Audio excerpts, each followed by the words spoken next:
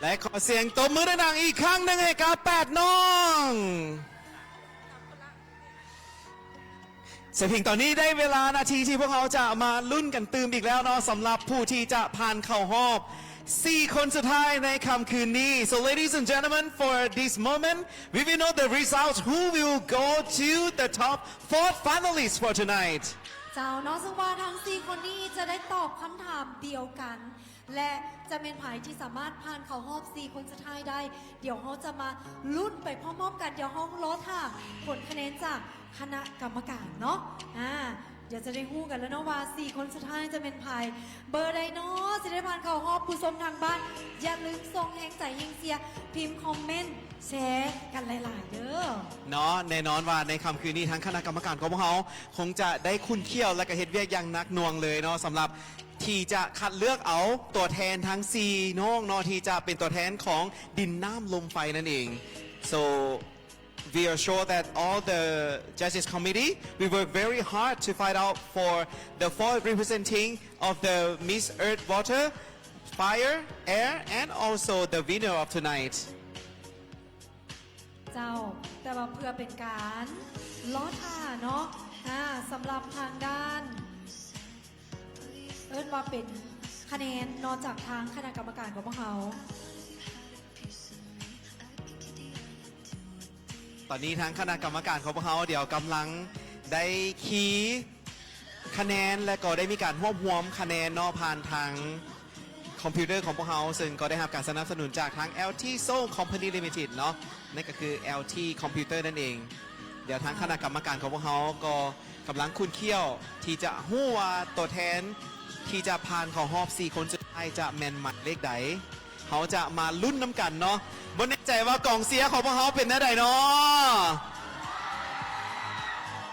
ยังอยู่แน่นกันเลยเนาะเอิ้นได้ว่าโปงหูปุสนาคนกับโปกลับบ้านแมนแล้วเนาะเสียหมายเลขใดแด้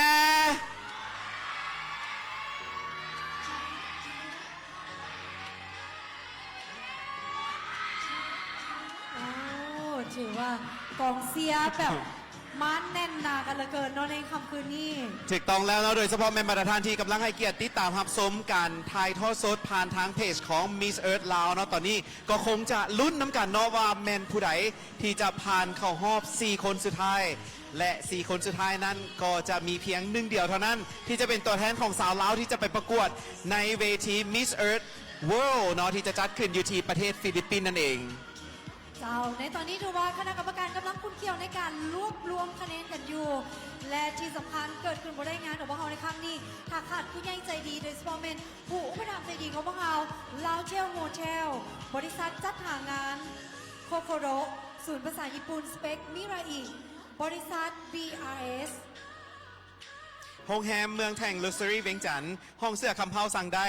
บริษัทเบียร์ลาวจำกัดโตโยต้าลาวธานีเลซี่บอยอวตารและก็ JAC หรือว่าแจ็คนั่นเองเนาะศูนย์ความงาม FT Smile Clinic คลิกโยเกิร์ตและบริษัท KCS รัฐวิสาหกิจการบินลาวและก็ The Winner Star ลาวเจ้าพร้อมด้วยนิวเพอนุสรคริสตัลห้องเสื้อโอลิเวียและ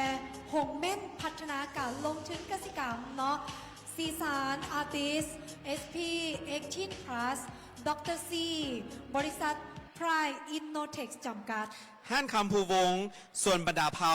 และก็คลินิกความงามนิวโซหรือว่านิวโซเดนทัลคลินิกและก็ยังมีลิดลือซาเฮลิน่าอันสมายเดนทัลและก็มีแสนซุกการพิมพ์ครบวงจรและก็บริษัทไซพระจันทร์ก่อสร้างขวดทางจำกัดเจ้าโรงงานน้ำดื่มปทุมมาอลิสาดีไซน์แอนด์คอนสตรัคชั่นอินทิรากรุ๊ปลาฟอเรส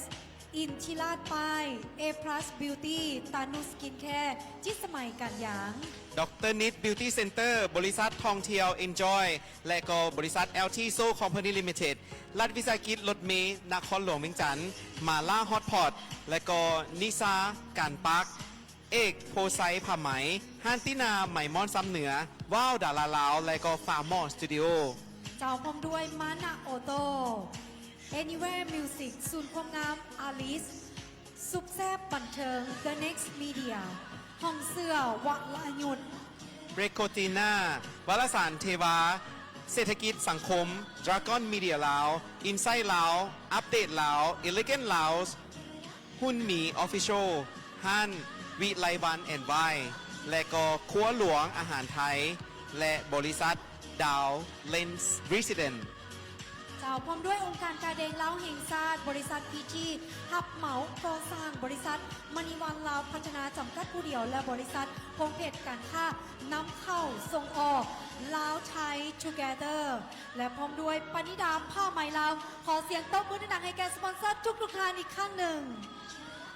เจ้าซึ่งว่างานในครั้งนี้เนาะนอกจากที่จะมีประธานผู้ให้การสนับสนุนแล้ว จ้ะ ยังมีกองเชียร์และก็ที่สำคัญก็เป็นครอบครัวของบรรดาน้องๆ ทั้งหมด 12 น้องก็ยังได้ห่วมสมห่วมเชียร์น้ำอีกด้วยเนาะและที่สำคัญตอนนี้ผลของคะแนนของเขาใกล้ละเนาะเพื่อนกำลัง ทั้งประธานการเขากำลังก้าวเข้ามาสู่เวทีเนาะที่จะประกาศเอาซีน้องที่จะผ่านเข้ารอบ และก็ตอบคำถาม เพื่อที่จะคว้ามงกุฎในค่ำคืนนี้นั่นเอง so จ้า ladies and gentlemen while we are waiting ตอนนี้ถือว่าน้องนางงามของเขาก็ตื่นเต้นเป็นพิเศษเนาะว่าไผจะผ่านเข้ารอบ4 คนสุดท้าย กองเสียร์เฮามาแล้วใดเนาะ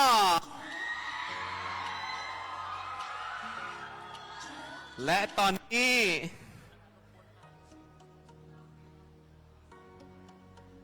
เพิ่นมาสัญญาณของพวกเขากำลังส่งมาอยู่เนาะทางคณะกรรมการของพวกเขาและที่สำคัญเนาะที่เฮ็ดให้พวกเขาได้มีการถ่ายทอดและก็นำไส้โดยเฉพาะเป็นเครือข่ายของพวกเขาเนาะนั่นก็คือกลุ่มบริษัทลาวโทรคมนั่นเองเนาะที่เป็นผู้ให้การสนับสนุนหรือเป็นสปอนเซอร์อีกหนึ่งสปอนเซอร์นอนมื้อนี้เพิ่นก็ได้มาห่วมนำและพวกเขาก็ได้มีการมอบของที่ระลึกให้เพิ่นนำด้วย และที่สำคัญเนาะสำหรับเครือข่ายที่ดีแบบนี้นั่นก็คือกลุ่มบริษัทลาวโทรคมนั่นเอง เจ้าก็ถือได้ว่าได้เฮ็ดให้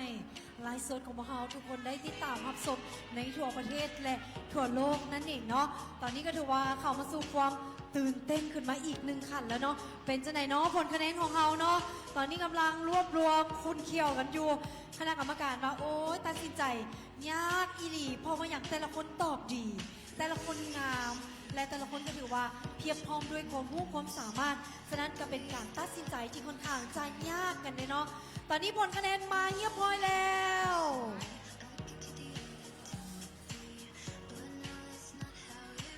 และผู้ที่ผ่านเข้ารอบ4 คนสุดท้ายผลจะบิดได้แก่หมายเลข So ladies and gentlemen we are announcing the top 4 finalists and the first lady who moved to the next round congratulations to MEL Number 5 ทิพวรรณวงศ์คำแก้ว congratulations ขอแสดงความยินดีนำด้วย หมายเลข 05 และผู้ที่ผ่านเข้ารอบ 4 คนสุดท้ายคนต่อไป ได้แก่หมายเลข หมายเลขใดหมายเลข MEL 12 ฟ้าใสจิตปัญญา Wow we moved to the halfway already and the last 2 ladies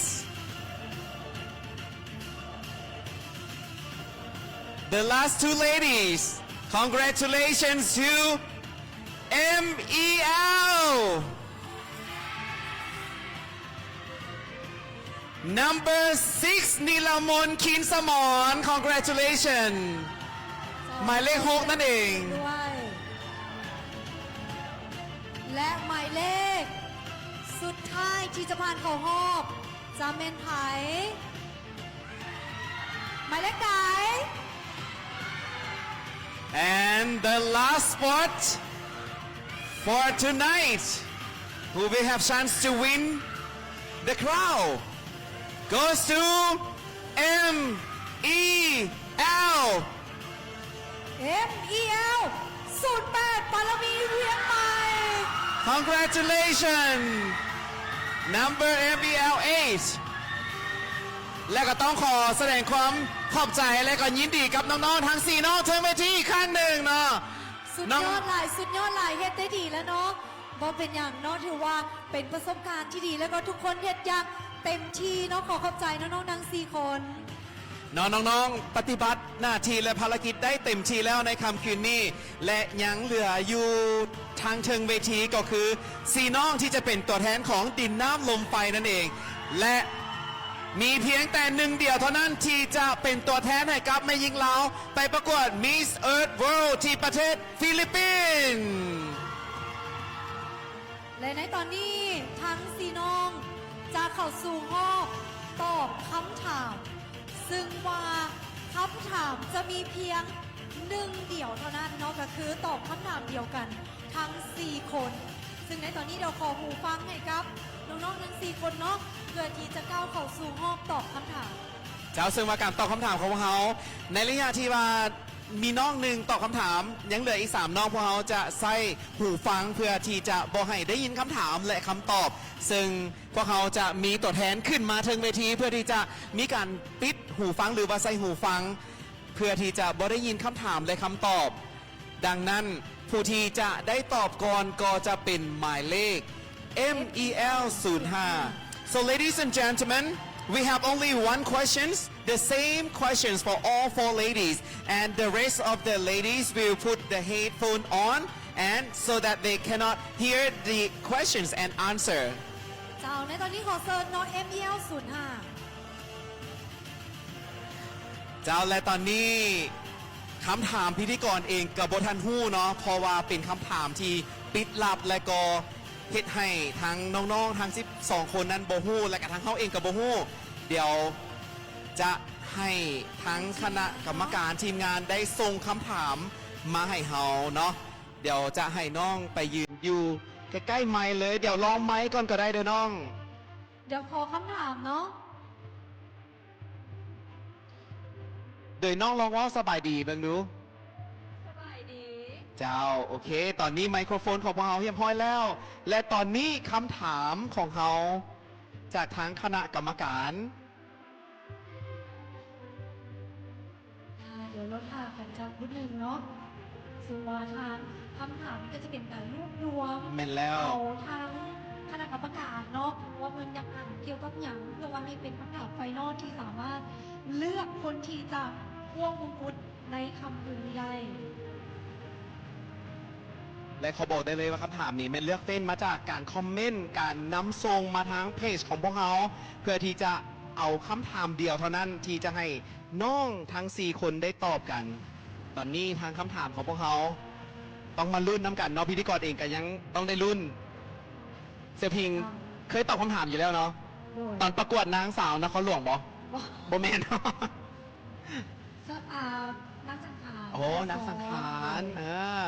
ตื่นเต้นบอตอนนั้น ตื่นเต้นคือกันน้องเสือว่าน้องๆทุกคนตื่นเต้นเนาะเพราะว่าเขาบอกว่าคำถามเพื่อนที่ถามอย่างเพราะว่าคณะกรรมการนี่ก็เนี่ยว่าอยากรวบรวมออกคำถามที่เด็ดที่สุดเนาะเพื่อว่าให้น้องๆได้ตอบออกมา ได้ถึกเป้าหมาย แล้วก็จะได้คัดเลือกเอาผู้ที่โดดเด่นที่สุดตอบมาแบบตรงเป้าหมายของคณะกรรมการที่สุด แมนแล้วเนาะตอนนี้น้องๆ สามารถหายใจได้เดี๋ยวมาเช็คเบื้องก่อนว่าน้องหมายเลข 8 ได้ยินบอไม่ได้ยิน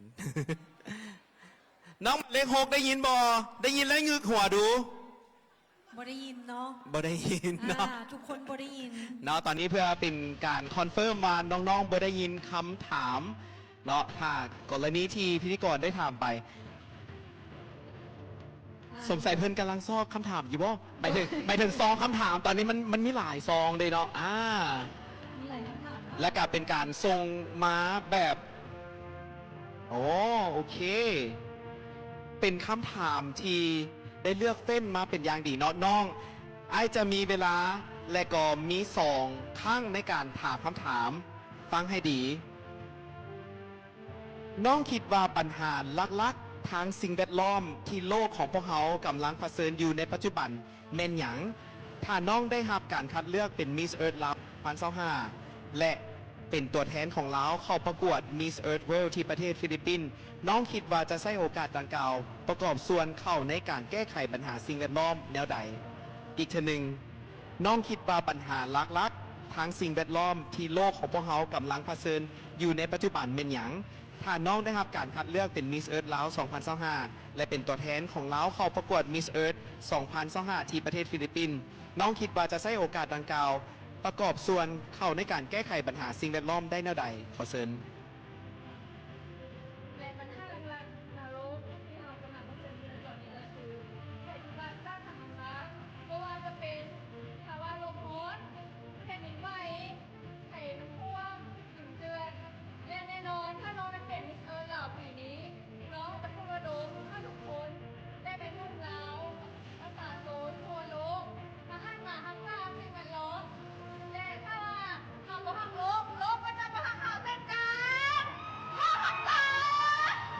ขอขอบใจเอมิเอล05แล้วนัดต่อไปขอเชิญเอมิเอล12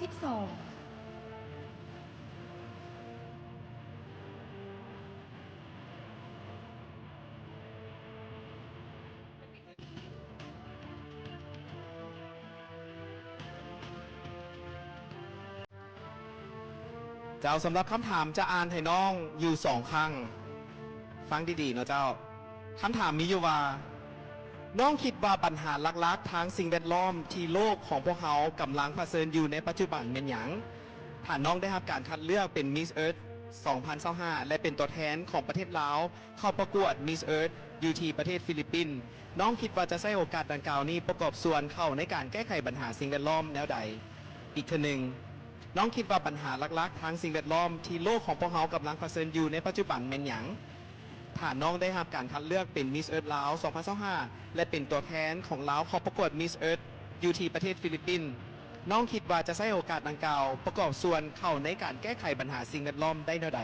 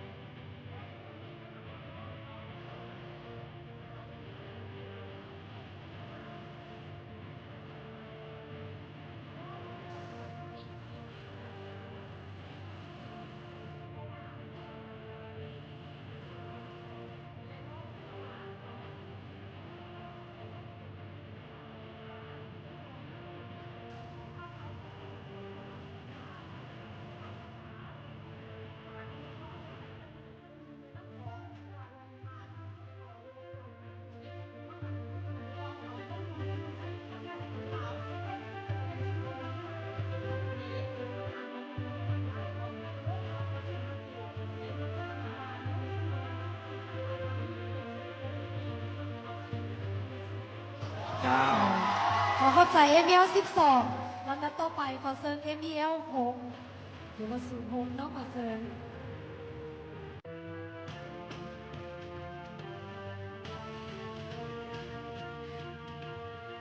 เจ้าน้องเข้าใกล้ไม้อีกไว้หนึ่งก็ได้เจ้ายับเข้าใกล้ไม้เนาะเจ้าโอเคน้องจะได้ยินคำถามอยู่สองครั้งคำถามของน้องมีอยู่ว่าน้องคิดว่าปัญหาหลักๆทางสิ่งแวดล้อมที่โลกของพวกเขากำลังเผชิญอยู่ในปัจจุบันเป็นอย่างและถ้าน้องได้รับการคัดเลือกเป็น Miss Earth ลาว 2025 และเป็นตัวแทนของประเทศลาวเข้าประกวด Miss Earth อยู่ที่ประเทศฟิลิปปินส์น้องคิดว่าจะใช้โอกาสดังกล่าวประกอบส่วนเข้าในการแก้ไขปัญหาสิ่งแวดล้อมได้แนวใดอีกทีหนึ่ง น้องคิดว่าปัญหาหลักๆทางสิ่งแวดล้อมที่โลกของพวกเขากำลังเผชิญอยู่ในปัจจุบันแม่นหยังถ้าน้องได้รับการคัดเลือกเป็น Miss Earth ลาว 2025 และเป็นตัวแทนของลาวเข้าประกวด Miss Earth อยู่ที่ประเทศฟิลิปปินส์น้องคิดว่าจะใช้โอกาสดังกล่าวประกอบส่วนเข้าในการแก้ไขปัญหาสิ่งแวดล้อมได้แนวใด น้องคิดว่าปัญหาหลักๆเลยก็คือการเปลี่ยนแปลงสภาพอากาศส่งผลกระทบต่อธรรมชาติและคุณภาพชีวิตของมนุษย์ ถ้าหากน้องได้รับโอกาสเป็นมิสเอิร์ธลาว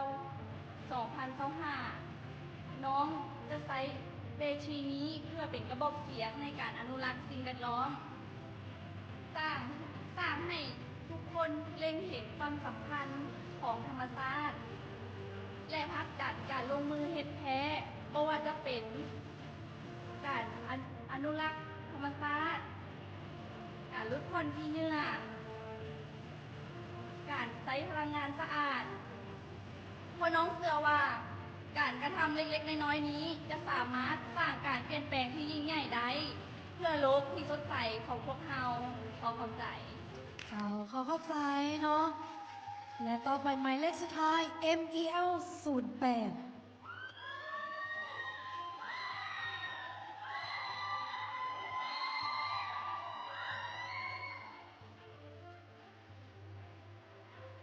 เจ้าสำหรับคำถามของน้องจะได้อ่านอยู่สองข้างเนาะเจ้าคำถามมีอยู่ว่าน้องคิดว่าปัญหาหลักๆ ทางสิ่งแวดล้อมที่โลกของพวกเขากำลังเผชิญอยู่ในปัจจุบันเป็นหยังถ้าน้องได้รับการคัดเลือกเป็น Miss Earth ลาว 2025 และเป็นตัวแทนของประเทศลาวเข้าร่วมการประกวด Miss Earth ที่ประเทศฟิลิปปินส์น้องคิดว่าจะใช้โอกาสดังกล่าวประกอบส่วนเข้าในการแก้ไขปัญหาสิ่งแวดล้อมได้แนวใดอีกทีหนึ่งน้องคิดว่าปัญหาหลักๆ ทางสิ่งแวดล้อมที่โลกเขากำลังเผชิญอยู่ในปัจจุบันเป็นหยังและถ้าน้องได้รับการคัดเลือกเป็น Miss Earth ลาว 2025 และเป็นตัวแทนของลาวเข้าประกวด Miss Earth อยู่ที่ประเทศฟิลิปปินส์น้องคิดว่าจะใช้โอกาสดังกล่าวนี้ประกอบส่วนเข้าในการแก้ไขปัญหาสิ่งแวดล้อมได้แนวใด Yes, there is so much evidence out there that we can see in our daily lives. The pollutions get wet, people go to hospital right due to climate change. So that is the lesson that we have to fix is together, so people can breathe the fresh air and the animal in us they can live the longer, right? If I become the Miss Earth Loud 2025 tonight, I will use this platform to support policy that's to support policy that supports the Paris Agreement on lady to net zero. Yes, thank you. เจ้าและก็ผ่านกันไปเนาะสำหรับหมายเลขสุดท้าย ซึ่งน้องก็ได้ตอบมาได้ประทับใจหลาย โดยเฉพาะแมนการที่จะได้เป็นส่วนหนึ่งในการสนับสนุนให้มีการปรับนโยบายในการส่งเสริมเรื่องสิ่งแวดล้อม และก็จะเป็นกระบอกเสียงให้กับวัยหนุ่มของพวกเรานำอีกด้วย และตอนนี้ขอเสียงตบมือดังๆให้กับทั้ง4น้องอีกครั้งหนึ่ง ต้องได้มาทานรุ่นน้ำกันเนาะว่าสำหรับหมายเลขใดที่จะตอบถึกใจถึกเป้าหมายคณะกรรมการที่สุดตอนนี้ขอเชิญทั้งบรรดาน้องๆ4คนพักพรได้เนาะขอเชิญ เจ้าและในระยะที่ว่าพวกเขาได้ลดท่าทั้งคะแนนจากทางคณะกรรมการเนอกเสียพิง เจ้า พวกเขาจะได้ให้บรรดาทานนั้นได้ห่วมสมวิดีโอกิจกรรมการเคลื่อนไหวแมันบอ เจ้า ซึ่งว่าจะเป็นวิดีโอกิจกรรมการเคลื่อนไหวของทีมงานจัดงานประกวดเนอนและก็ผู้สนับสนุนในครั้งนี้ด้วย ซึ่งว่าจะเป็นอะไรนั้นให้เซิร์นบรรดาทานติดตามรับชมได้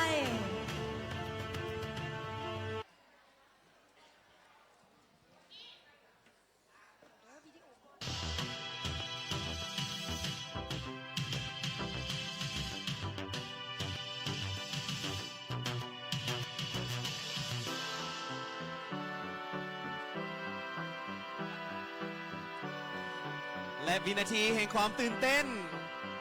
ก็มาอยู่ที่มือของทางพิธีกรทั้งสองแล้ว ซึ่งพวกเขามีผลของน้องๆกับการประกวดในค่ำคืนนี้ เจ้าสำหรับหมายเลขใดจะสามารถควบมงกุฎอันทรงคุณค่า Miss Earth ลาว 2025 ไปครอบครองบพอทันใดนาทีก็จะได้หู้ผลกันแล้ว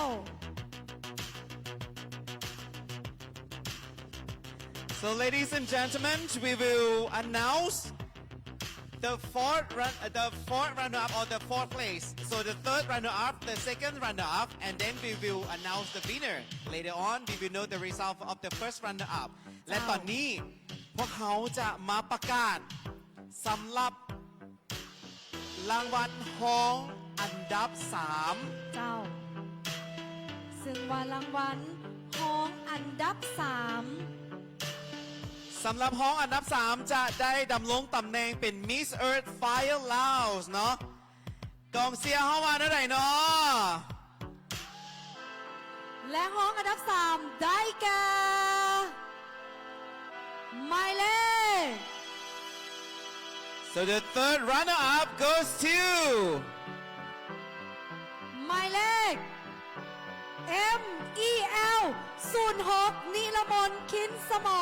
ร Congratulations to Miss Earth Fire Laos MEL 6นิลามนคินสมร เจ้า ซึ่งณโอกาสต่อไปนี้ขอเยินเซิญทานนางมณิจันทร์สุนันทวงศ์เนาะ Miss Earth Fire 2024มอบมงกุฎขอเยินเซิญ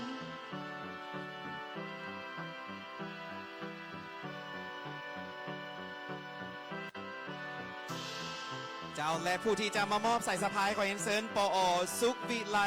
วิลาวงศ์เนาะซึ่งเป็นห้องหัวหน้าแผนกกรมสิ่งแวดล้อมเนาะที่จะขึ้นเป็นผู้มอบสายสะพายขอเรียนเชิญ เจ้าขอเยินเซิญ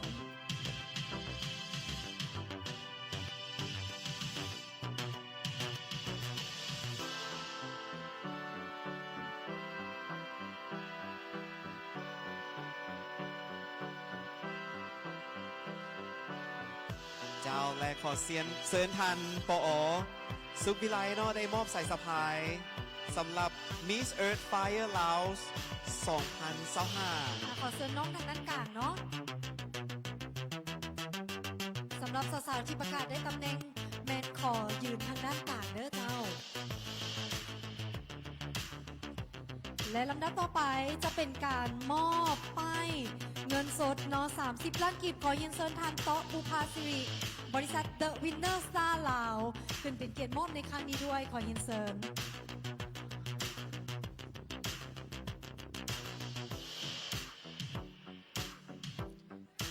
เจ้าขอเรียนเชิญทันต่อบูพาซิริเนาะเจ้าซึ่งจากบริษัท The Winner Star Laos เนาะจึงจะมอบ เดี๋ยวขออนุญาตเช็คเบิ่งป้ายรางวัลเด้อเจ้าบ่แน่ใจว่าป้ายรางวัลของเขาถึกหรือบ่ทางทีมงาน เป็นมูลค่า30 ล้านกีบ เดี๋ยวขออนุญาตป้ายรางวัลเด้อขออนุญาตป้ายรางวัลก่อนเนาะเดี๋ยวให้ทางทีมงานของพวกเราเอาป้ายรางวัลไว้ก่อนต้องขออภัยเนาะประธานค่ะที่มีเกียรติเดี๋ยวเพิ่นจะมีการมอบป้ายรางวัลเนาะซึ่งเป็นมูลค่าเงินรวม 30 ล้านกีบ เจ้าจากทางทานโต๊ะบุภาสิริบริษัท The Winner Star ลาวนั่นเองที่เป็นเกียรติหรือว่าเป็นผู้สนับสนุนในการมอบรางวัลครั้งนี้ เจ้าและภายหลังทันต่อบุพาซีรีแล้วก็จะเป็นการมอบจากทางทานลวน ล้วนเงียน เงียนจากทางบริษัทนิวโซคลินิกเนาะที่จะมามอบเงินรางวัลมูลค่า 10 ล้านกีบ เจ้าขอเยินเชิญทานล้วนเงียนเนาะประธานบริษัทนิวโซคลินิกมอบเงินสด 10 ล้านกีบ เจ้าขอขอบใจทานโต๊ะบุภาสิริเนาะจากบริษัท The Winner Star ลาวที่ขึ้นมอบป้ายรางวัล30 ล้านกีบด้วย แล้วขอเชิญทานลวนเหงียนเนาะจากทางบริษัทเนาะเพิ่นเป็นประธานบริษัทนิวโซคลินิกที่จะมอบมูลค่า 10 ล้านกีบ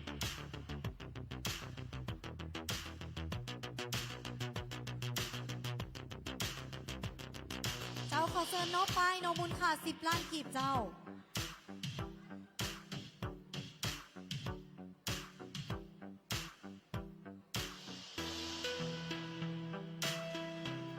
ขอเชิญเนาะป้าย10 ล้านกีบเจ้ามอบจากทางนิวโซคลินิก เจ้า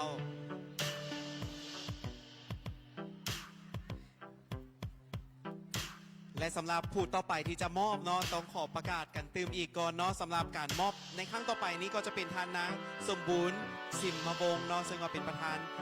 บริษัทพงเพชรการค้านำเข้าส่งออกเนาะเดี๋ยวเพิ่นจะเกี่ยมโตตืมอีกบาทหนึ่งแต่ว่าตอนนี้เดี๋ยวขอให้ทางทีมงานของพวกเขาได้ให้ทั้งประธานเลือนเงียนเนาะประธานบริษัทนิวโซคลินิกได้มอบมูลค่า 10 ล้านกีบ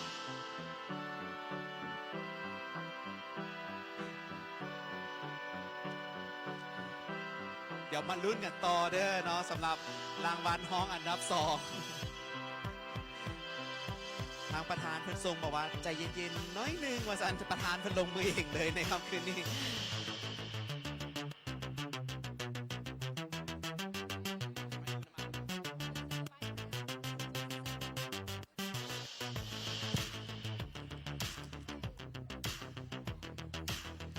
เจ้ จ้าขอบใจท่านประธานบริษัทนิวโซคลินิกเนาะเจ้าขอบใจหลายๆ และต่อไปขอเฮียนเชิญท่านนางสมบูรณ์สิมมวงศ์เนาะประธานบริษัทพงเพชรการค้าน้ำเข้าส่งออกมอบเงินรางวัลมูลค่า5 ล้านกีบซึ่งมาเป็นบริษัทแทนมักหน้าเจ้าสาวเดซิลเนาะเจ้าขอเชิญเลย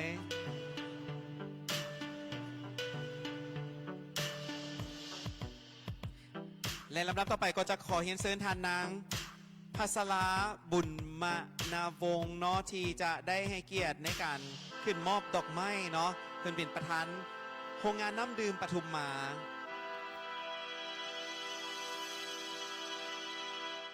เจ้าขอบใจสำหรับทานนางสมบูรณ์และลำดับต่อไปขอเฮียนเชิญทางทานประธานโรงงานน้ำดื่มปทุมมาทานนางภัสราเนาะที่จะได้มอบซอดอกไม้ให้กับทั้งผู้เข้าประกวดของพวกเขาขอเชิญเลย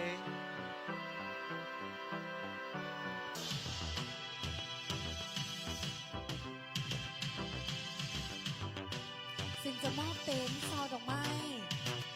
ให้แก่ของอันดับ3เนาะ Mid Earth Fire และต่อไปก็จะเป็นการมอบซอดอกไม้ขอเฮียนเซินทันจิตสมัยการยางเนาะหรือว่า CK Auto ที่จะได้ให้เกียรติขึ้นมอบซอดอกไม้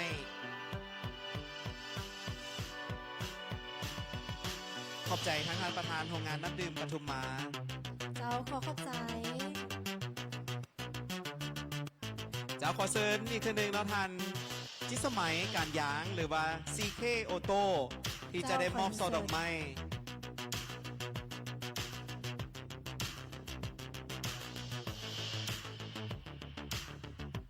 เจ้าขอเชิญน้องรวมถ่ายภาพ เพื่อเป็นการมอบซอดอกไม้ให้แก่น้องนางสาว เจ้าสั้นเขาขออนุญาตให้ทีมงานเอา เจ้าเดี๋ยวถ่ายเลยเจ้าเดี๋ยวจะเป็นการถ่ายภาพเนาะ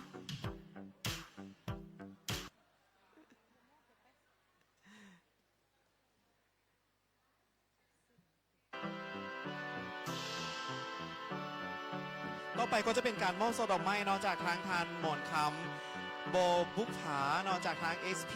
18 plus นอกซึ่งว่าเป็นเจ้าของแบรนด์อาหารเสริม SP 18 plus นั่นเองต้องขอขอบใจสำหรับทาง CK Auto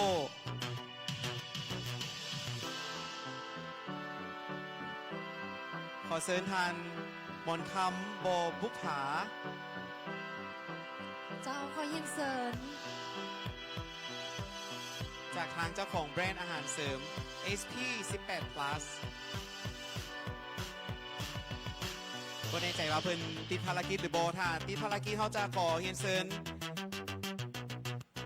เจ้าขอเซินเลยซอดอกไม้เขาปลาทันหมอนค ทานหมอนคำโบบุผา ำ เนาะ เจ้าเพิ่นยืนนี่แล้วเนาะ เจ้า เจ้าขอ ขอเชิญ เซินซอดอกไม้เลยเด้อ จาก SP 18 plus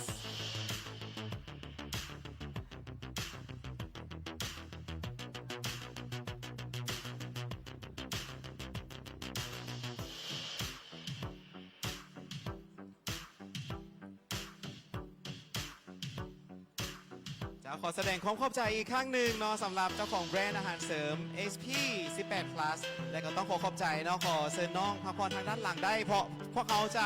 ก้าวเข้าสู่การประกาศสำหรับรางวัลของชนะเลิศอันดับ 2 เจ้า So we will announce Miss Earth Air Laos 2025. ซึ่งห้องชนะเลิศอันดับ2ได้แก่หมายเลขใด Miss Earth Air เราได้แก่หมายเลข MEL 12 ฟ้าใสจิตปัญญา Congratulations. ลำดับต่อไปขอเฮียนเซินผ่านนางมะลิสากรมพาสุข Miss Earth Air 2024เป็นผู้มอบมงเนาะขอเฮียนเซิน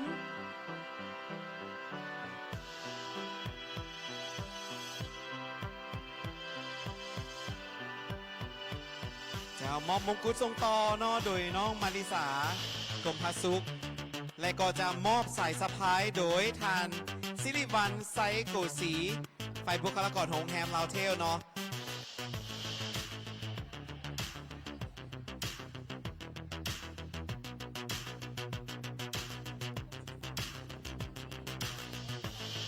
เจ้าขอเซิร์นอีกครั้งหนึ่งเนาะสำหรับทานซิริวันไซโกสีเนาะมอบสายสะพาย เจ้าขอเฮียนเซินทานซิริวันไซโกสีฝ่ายบุคลากรโรงแรมลาวเชล เป็นผู้มอบเนาะก็คือสายสะพายนั่นเองขอเฮียนเซิน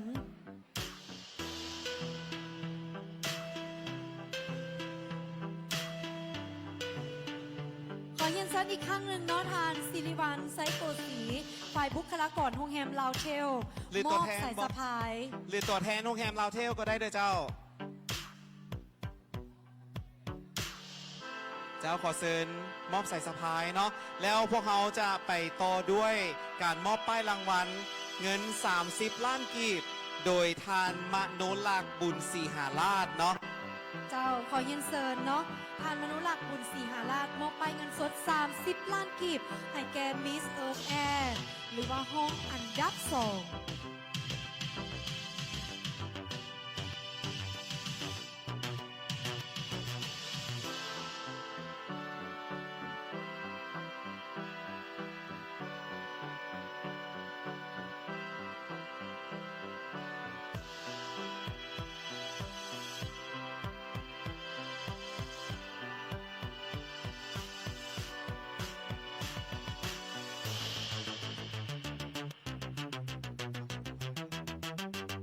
และต่อไปขอเฮียนเซินทานนางจันทรพามิสิทธิ์ห้านคำผูวงเนาะมอบป้ายเงินสด 10 ล้านกีบขอเฮียนเซิน เจ้าขอเฮียนเซินทานนางจันทรพามีสิทธิ์กับการมอบป้ายเงิน 10 ล้านกีบจากคำพูวงศ์ เจ้าขอเฮียนเซิน เห็นทางทานประธานเพิ่นแต่บ่ในใจว่าภรรยาของเพิ่นขอเชิญทานผู้วงเลยบ่เจ้า พอดีทางอ๋อได้เพิ่นมาแล้ว เจ้าขอเชิญ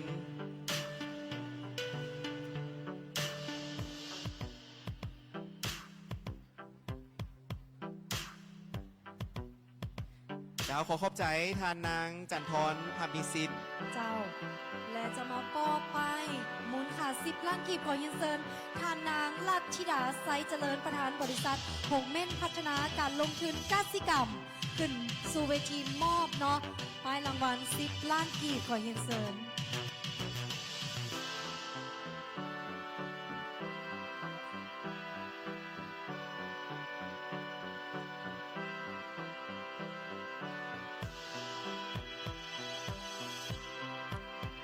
และลำดับต่อไปจะเป็นการมอบป้ายเงินสดมูลค่า 10 ล้านกีบจากทางภาคส่วนของ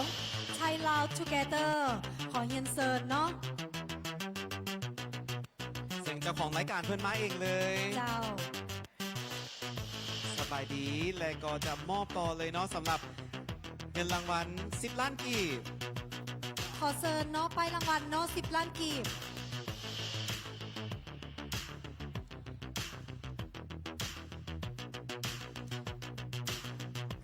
เจ้าขอขอบใจเนาะจากทางเอิ้นว่าเป็นเจ้าของเพจไทยลาวทูเกเตอร์ขึ้น เป็นเกียรติมอบเนาะเงินรางวัล 10 ล้านกีบ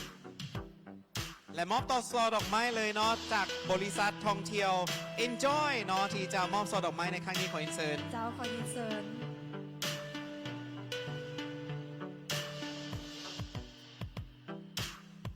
ซอดอกไม้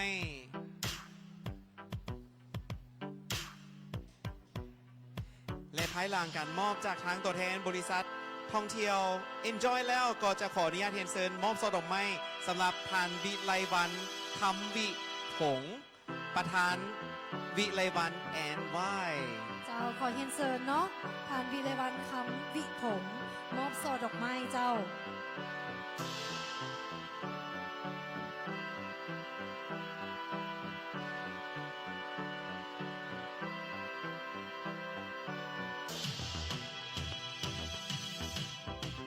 ขอเชิญทีมงานเอาซอดอกไม้ด้วยเจ้า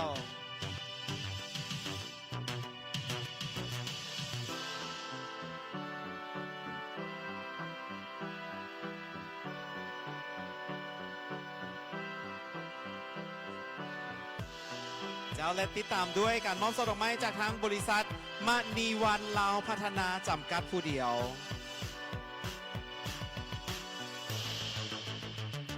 ขอเชิญตัวแทนจากทางบริษัทมณีวันลาวพัฒนาจำกัดผู้เดียว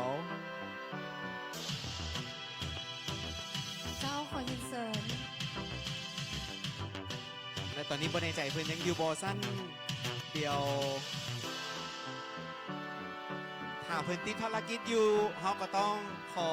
ก้าวเข้าสู่เวลาต่อไปขอขอบใจสำหรับน้องที่ได้รับรางวัลในครั้งนี้เนาะสำหรับ Miss Earth Air Laos ฟ้าใสจิตปัญญา เจ้าขอบใจหลา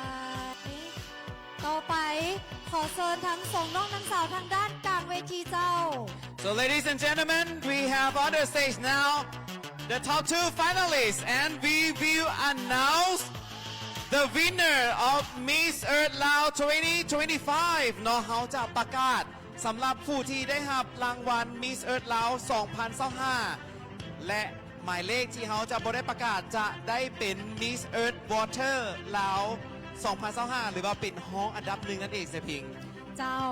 และรายชื่อที่จะประกาศต่อไปนี้ จะได้ดำรงตำแหน่ง Miss Earth ลาว 2025 และผู้ที่ได้รับตำแหน่งในค่ำคืนนี้ ได้แก่หมายเลข Ladies and gentlemen the number that I'm going to announce is the winner of Miss Earth Lao 2025จะเมนหมายเลขใด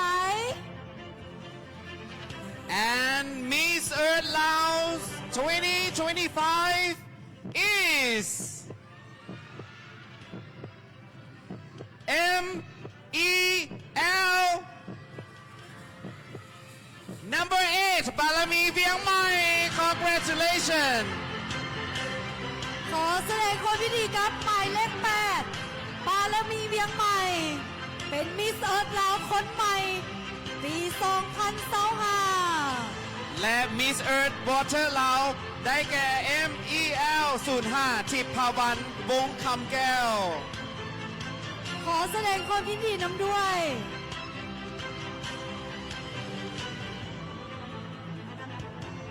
และให้เกียรติมอบมงกุฎโดยฟ้าจรินจุลมนตรี Miss Earth ลาว 2024 เนาะที่จะมอบให้กับ Miss Earth ลาว 2025 เจ้า ถือว่างดงามสมกับตำแหน่งมิสเอิร์ธลาว 2025 ขอแสดงความยินดีนำด้วย จะเป็นการมอบมงกุฎจากฟ้าจรินจุลมุนตรี ซึ่งว่าเป็นมิสเอิร์ธลาว 2024 So ladies and gentlemen please give a big round of applause to the new Miss Earth ลาว 2025 และขอเยียนเซิร์นทานสุริยาแก้วพีลาวงศ์รองเลขาคณะบริหารงานศูนย์กลางสอนงประชาชนปฏิบัติลาว เป็นเกียรติมอบสายสะพายข้างนี้ด้วย ขอเยียนเซิร์น And to present the chairs please I welcome Mr. Suliya Gaopilabong the Deputy General Secretary of Lao Youth Union to present the chairs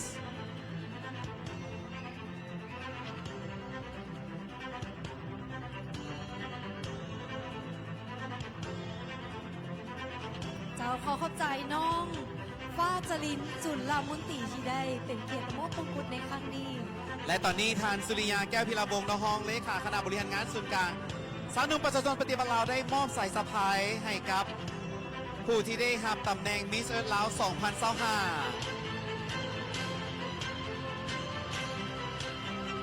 และต่อไปจะเป็นการมอบป้ายเงินสดมูลค่า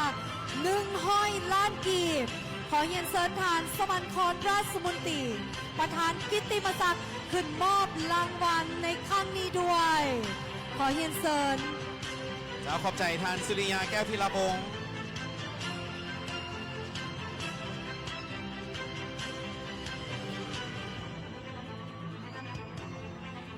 ขอเชิญมิสเอิร์ธของพวกเราได้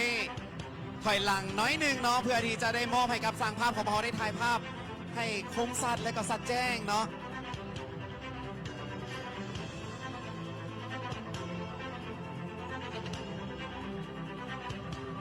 ซ ซึ่งจะเป็นเกียรติมอบในครั้งนี้ป้ายเงินสด100 ล้านกีบ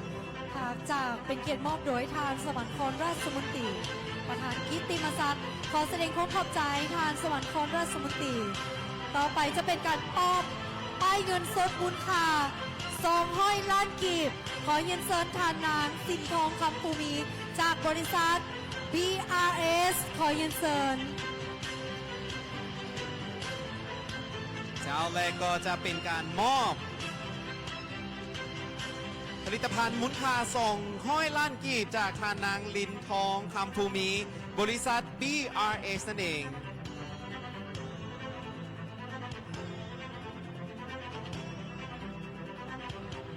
เจ้า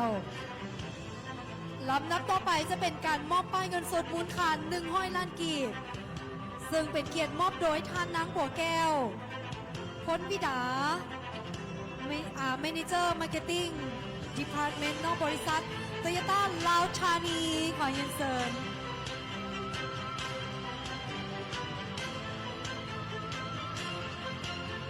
เจ้าและนี่ก็เป็นทานบัวแก้วพลวิดา Managing Marketing Department ของบริษัทโตโยต้าลาวธานีมูลค่า100 ล้านกีบ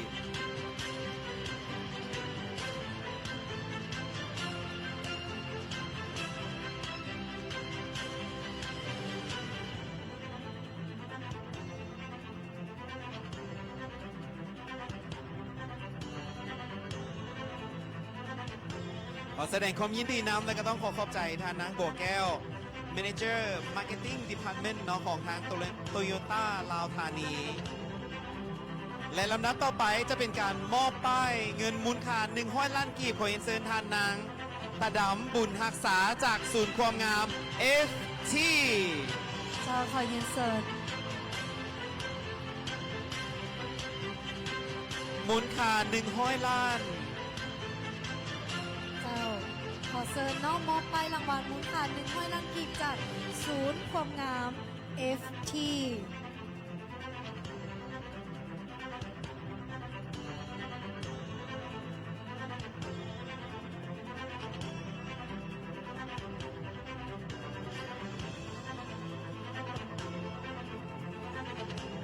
เจ้าและลำดับต่อไปจะเป็นการมอบป้ายเงินมูลค่า50 ล้านกีบ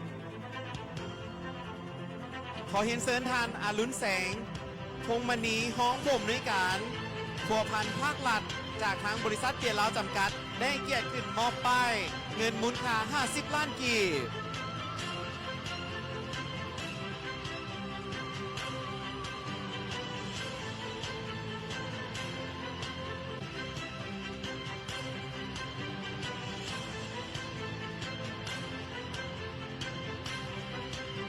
และนี่ก็เป็นทางอันหอมผมด้วยการไปประพันธ์ภาคหลักเนาะจากทางบริษัทเบียร์ลาวจำกัดขอแสดงความขอบใจหลายๆ และต่อไปก็จะเป็นการมอบป้ายเงินมูลค่า50 ล้านกีบ ดังนั้นข้าพเจ้าขอเฮียนเซินทานเพชรสวรรค์เคินวิไลซึ่งมาเป็นห้องหัวหน้าฝ่ายการตลาดการขายของกลุ่มบริษัทลาวโทรคมขอเฮียนเซิน เจ้าขอเรียนเชิญ เจ้าทันเทศบาลจะมอบป้ายเงินมูลค่า50 ล้านกีบ จากกลุ่มบริษัทลาวโทรคม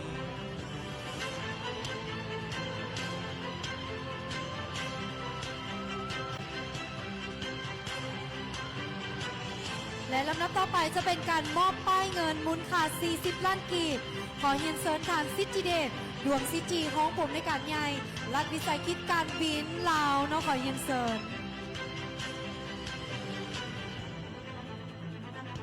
เจ้าสำหรับมูลค่า40 ล้านกีบ ซึ่งจะมอบโดยทานสิทธิเดชดวงสิทธิห้องผมในการใหญ่รัฐวิสาหกิจการบินลาว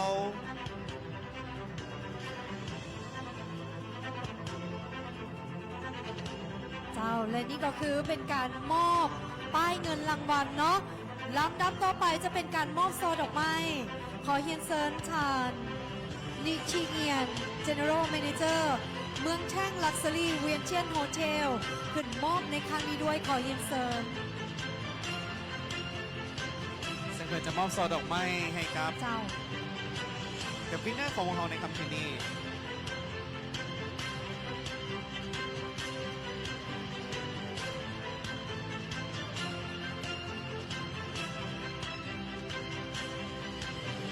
เจ้าและต่อไปก็จะเป็นการมอบโซ่ดอกไม้โดยทานนางสุดาวันแก้วผาเลียนเนาะจากตินาผ้าไหม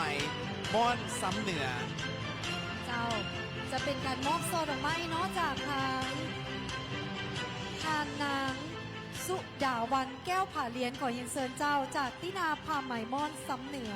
มอบซอดอกไม้อีกหนึ่งซอเนาะเจ้าขอเชิญ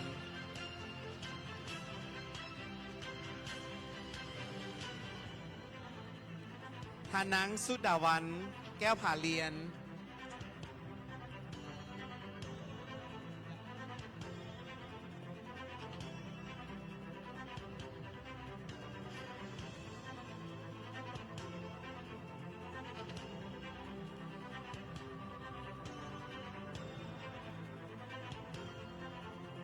และต่อไปก็จะเป็นการมอบโซดอกไม้อีกเนาะเซพิงเนาะ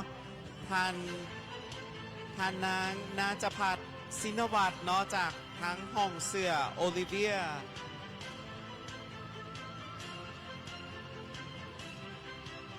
เจ้าจะเป็นการมอบโซดอกไม้อีกหนึ่งซอเนาะเจ้าทางทีมงาน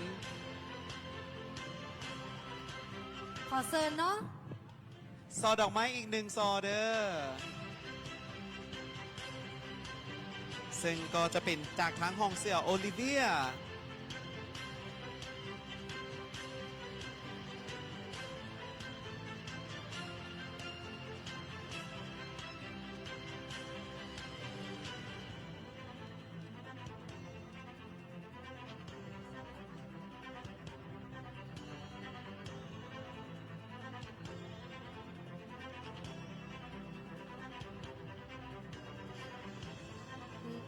เจ้าต้องขอแสดงความขอบใจ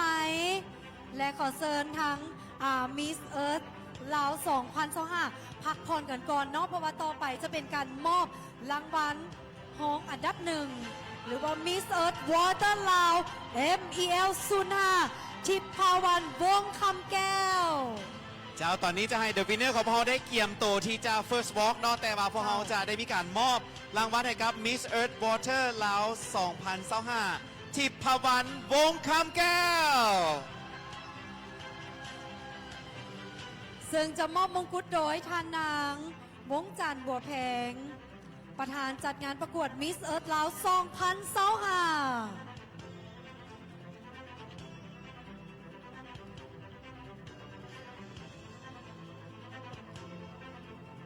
และขอเฮียนเซินทานนางสินธรรมลาลานาวันขึ้นมอบสายสะพาย หัวหน้ากรมโฆษณาวัฒนธรรมศูนย์กลางสะพานมิยิงลาว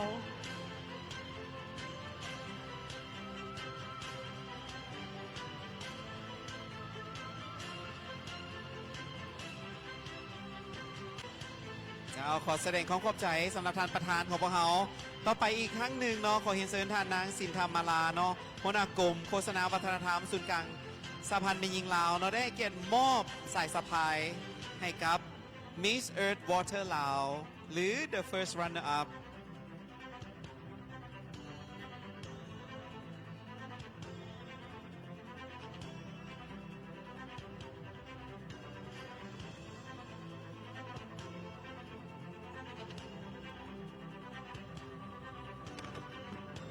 เจ้าแสดงความขอบใจให้ทานนางสินธรรมลาและต่อไปขอเฮียนเซินทานนางทิพย์เกษรหลวงลาดเนาะหัวหน้าแผนกบริการลูกค้าเนาะของทาง T Plus ได้ให้เกียรติขึ้นมอบป้ายเงินมูลค่า30 ล้านกีบ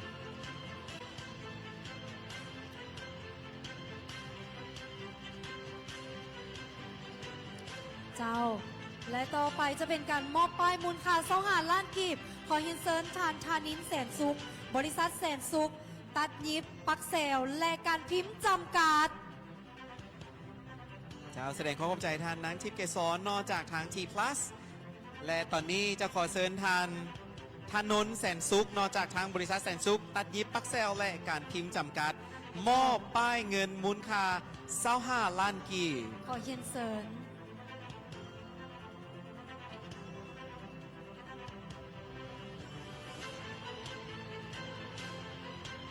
และลำดับต่อไปจะเป็นการมอบป้ายเงินมูลค่า20 ล้านกีบ ขอเฮียนเซินทานนางแสงอรุณสุภานุวงศ์ประธานบริษัทนิวเพย์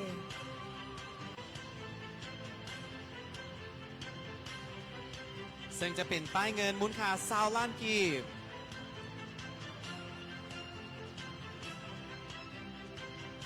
ซึ่งก็แมนทานนางแสงอรุณสุภานุวงศ์เนาะประธานบริษัทนิวเพย์เพิ่นมามอบเลยสำหรับมูลค่า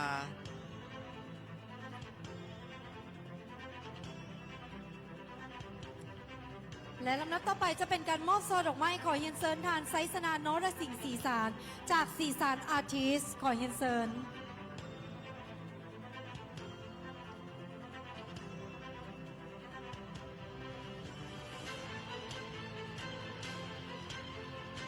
แสดงความขอบใจทานนางแสงอรุณสุภานุวงศ์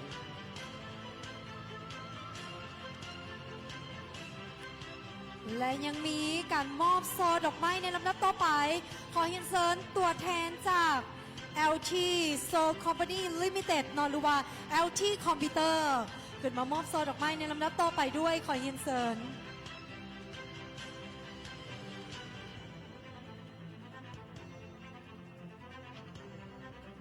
ขอเฮียนเซินเนาะตัวแทนจาก LT Computer มอบโซดอกไม้เจ้าขอเฮียนเซินถ้าว่าเพิ่นก็ทานสะดวกเนาะเดี๋ยวขอเซินทางทานเอกลักษณ์แก้วเมือง Managing Director ฮั่นมาล่าฮอตพอตขอเฮียนเซิน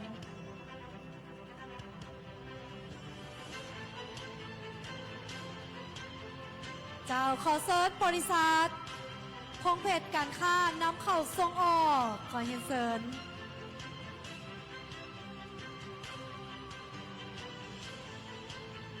เจ้าและตอนนี้ถือว่า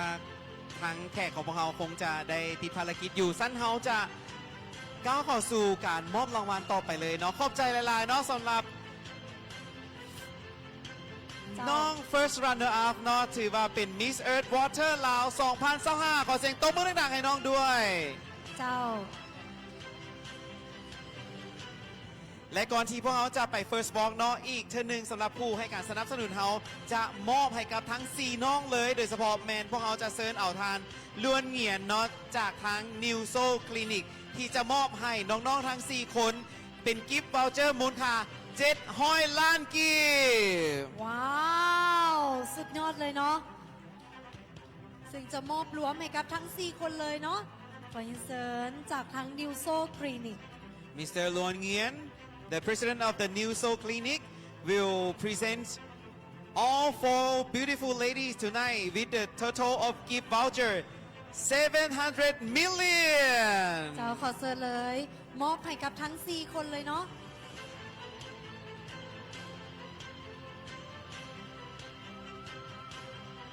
เจ้าและจะขออนุญาตทานอยู่ทางด้านกลางเนาะ Can you move to the middle of the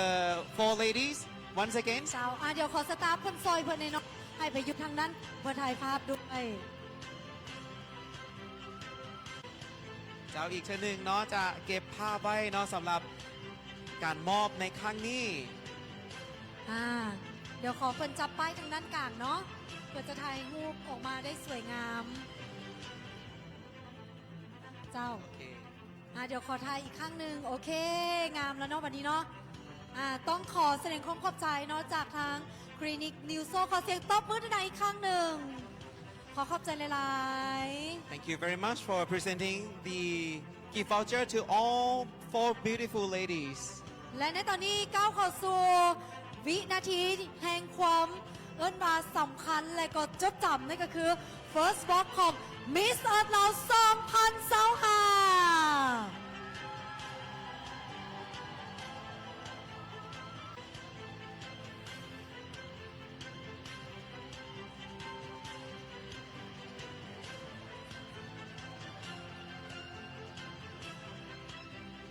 งดงามหลายเนาะสำหรับ Miss Earth ลาว2025ทั้งรูปทางหน้าตาความสามารถความหู้เนาะถือว่าครบเครื่องกันเลย และเพิ่นจะปฏิบัติภารกิจเนาะด้วยการไปประกวดในเดือนตุลาอยู่ที่ประเทศฟิลิปปินส์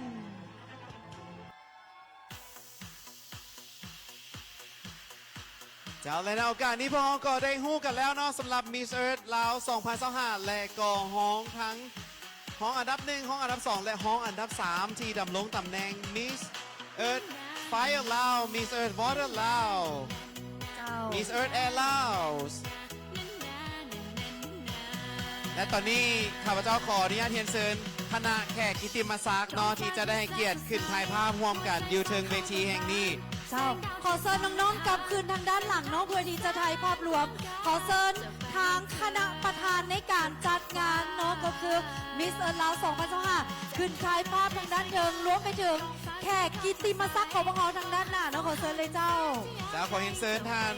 สุริยาแก้วพีระวงศ์ขอเห็นเซินทานสวรรครลาสมุนตีและก็ขอเห็นเซินทานอาจารย์สินวัฒน์นอละกามีทานข้าวเผาสั่งได้ทานมาลัยทองทานสิริขันธ์ทานนางแสงโซดาทาน May I invite Mr. Jiao, the designated ambassador of the Timor-Leste to Lao PDR to join for the group photo. Julio da Costa Fresta, consular, and also Miss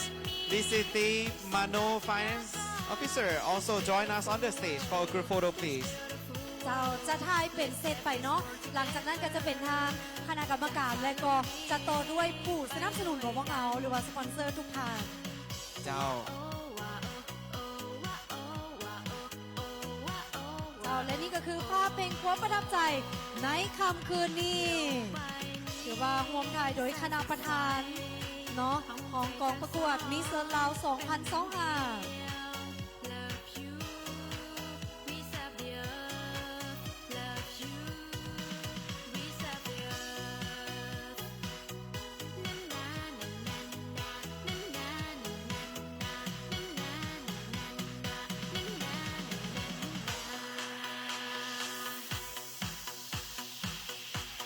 เจ้าเนาะ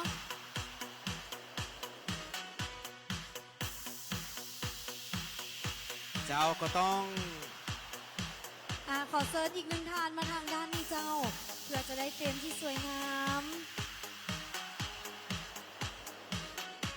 เจ้าภายหลังที่คณะประธานของพวกเราแล้วพวกเราก็จะได้เชิญเอาทั้งคณะกรรมการทั้ง10ท่านเนาะในเกียรติขึ้นถ่ายภาพพร้อมกันอยู่ถึงเวที เจ้าขอเข้าใจ ขอเข้าใจคณะประธาน ขอเข้าใจ ขอเย็นเซิร์นคณะกรรมการทั้ง10ท่านขึ้นสู่เวทีเพื่อถ่ายภาพรวมด้วย ขอเย็นเซิร์น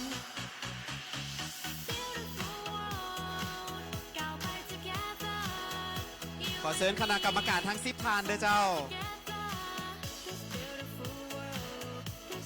ขอเชิญคณะประธานของพวกเราพักผ่อนทางด้านลุมได้เพื่อที่จะได้ให้ทางคณะกรรมการของพวกเราได้ถ่ายภาพ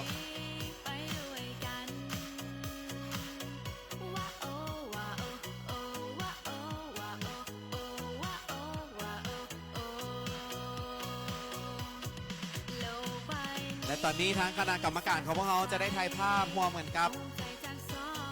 คณะของ Miss Earth ลาว 2025 โดยเฉพาะแมนทางท่านประธานเนาะเดี๋ยวขอเซิร์นทางด้านนี้นำเด้อ เจ้าทางฝั่งนี้นำเด้อ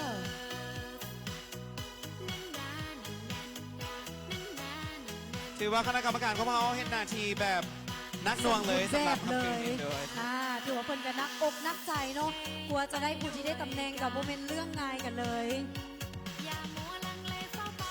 ให้ใจสองเฮานำพา ให้โลกที่ปรารถนาเปล่งประกายเป็นแสง สีเขียวนั่นนานั่นนานั่นนา และที่สำคัญขาดบ่ได้ก็คือสปอนเซอร์ของเราขอขอบใจเราเทลโฮเทล บริษัทจัดหางานโคโคโดศูนย์ภาษาญี่ปุ่นสเปกมิราอีบริษัท BRS โรงแรมเมืองแช่งลักซ์รี่เวียนเทียน ห้องเสือคำเป้าสังใด บริษัทเบียร์ลาวจำกัดลาวโตโยต้าโตโยต้าลาวธานีเนาะเลซี่บอยอวตารแจ็คศูนย์ความงาม FT และก็พร้อมด้วยอันสมายคลินิกกรีกโยเกิร์ตบริษัท KCS รัฐวิสาหกิจการบินลาว The Winner Star ลาว เจ้าขอบใจทั้งคณะกรรมการและลำดับต่อไปก็จะขอเฮียนเซินผู้ให้การสนับสนุนหลักของพวกเราได้ให้เกียรติขึ้นเชิงเวทีด้วยเนาะเพราะว่าจะเป็นทางรัฐวิสาหกิจการบินลาวทั้งโซ่คลินิกเนาะและก็ทางบริษัทกลุ่มบริษัทลาวโทรคม บริษัทเบียร์ลาวจำกัด และก็มีทีพลัสเนาะและก็ยังมีทางบริษัท ลาวเทล เจ้า โรงแรมลาวเทลเนาะแล้วก็ยังมี นิวเพรน้องอนุสรณ์คริสตัลห้องเสือโอลิเวียคงเม่นพัฒนาการลงทุนกสิกรรมซีซานอาร์ติสเอสพีสเอ็กชินพลัสน้องดรซีบริษัทไพรอินโนเทคจำกัดห้านคำภูวงศ์ เจ้าและก็ต้องขอเรียนเชิญทางทานประธานนอกจากทางบริษัท BRS นอกทานนางลินทองคำภูมีเด้อและก็ผู้ให้การสนับสนุนหลักของพวกเขา เจ้าขอเฮียนเซินเจ้า ขอเชิญถ่ายภาพร่วมกันครับ น่าจะได้เห็น2แถวเนาะสำหรับผู้สนับสนุนของพวกเขาเพราะว่า เจ้า ผู้สนับสนุนหลายเหลือเกินเนาะสำหรับโครงการปีนี้ เดี๋ยวให้ทีมงานสั่งภาพของพวกเขาได้จัดไว้เนาะสำหรับผู้ให้การสนับสนุนหลักของพวกเขาเนาะที่ข้าพเจ้าได้อ่านไปเนาะบอกว่าจะเป็นทางบริษัทโตโยต้าลาวธานี BRS และก็ยังมีทางบริษัทเบียร์ลาวจำกัดโรงแรมเมืองแท่งลอสเตอรี่เวียงจันทร์โฮเทล นิวโซคลินิกเนาะ แล้วก็มีลิซาเฮเลนาอันสไมนินอันสไมเจนโทแสนสุขการพิมพ์ครบวงจร บริษัทไซพระจันทร์ก่อสร้างหัวทั้งจำกัด แล้วเลยก็ต้องขอขอบใจสำหรับผู้ให้การสนับสนุนหลักของพวกเขาอีกครั้งหนึ่ง เจ้า และขอขอบใจผู้ร่วมสนับสนุนโรงงานน้ำดื่มปทุมมา อาริสาดีไซน์แอนด์คอนทัคชั่น อินทรากรุ๊ปเนาะ ลาฟอเรส อินชิลาดป้าย A Plus Beauty ตานูสกินแคร์จิตสมัยการยางดรนิดบิวตี้คลินิก บริษัทท่องเที่ยวเอนจอยแอลชีคอมพิวเตอร์รัฐวิสาหกิจรถเมล์นครหลวง มาล่าฮอตพอตนิซาการปัก เอกโพไซต์พอไหมฮันตินาไมมอนซ้ำเหนือ ว้าวดาลาลาว ฟาร์มอสตูดิโอ จากในโอกาสนี้เนาะก็จะเป็นการให้กับบรรดาแขกกิตติมศักดิ์ของพวกเราได้ร่วมถ่ายภาพเนาะโดยเฉพาะแมนบรรดาสปอนเซอร์ที่ข้าพเจ้าทั้งสองนั้นได้บ้านได้อ่าน เจ้า สื่อไปก็ขอเชิญร่วมถ่ายภาพกับบรรดาน้องๆอยู่เทิงเวทีเนาะ เจ้าและขอขอบใจมานาโอโต้ Anywhere Music ศูนย์ความงามอาลิส ซุปแซบปั่นเชิง The Next Media ห้องเสือวะลายหยุดเนาะ แล้วก็มีทางวารสารเทวาเศรษฐกิจสังคม Dragon Media ลาว Insight ลาว อัปเดตลาว เอริเกนลาวหุ้นมี Official ห้านวีเลวันแอนด์ไวท์ครัวหลวงอาหารไทย แล้วก็พร้อมด้วยบริษัทเจ้าเล่นเจ้าลิสดาวลิสเดน แล้วขอบใจทั้งองค์การการแดงลาวเนาะและก็ทั้งบริษัทที่ฮับเหมาก็สร้างบริษัทมณีวันลาวพัฒนาจำกัด ผู้เดียวและกับบริษัทพงเพชรการค้านำเข้าส่งออกและก็ทั้งปณิดาผ้าไหมลาวพร้อมด้วยรายการลาวไทย Together และ ขอ สำ ขอบใจผู้สนับสนุนทุกท่านนั่นเอง เราและในโอกาสนี้เนาะข้าพเจ้าทั้งสองเนาะที่ทำหน้าที่เป็นพิธีกรตั้งแต่ต้นรายการเนาะข้าพเจ้าตุ้ยอินปันบริหารและ พร้อมด้วยข้าพเจ้าเซียวผิงสยาลินขออวยพรให้ทุกท่านเดินทางด้วยความสวัสดิภาพสำหรับวันนี้พวกเขาสองคนหมดหนาทีลงเพียงเท่านี้ขอกล่าวคำว่า สบายดี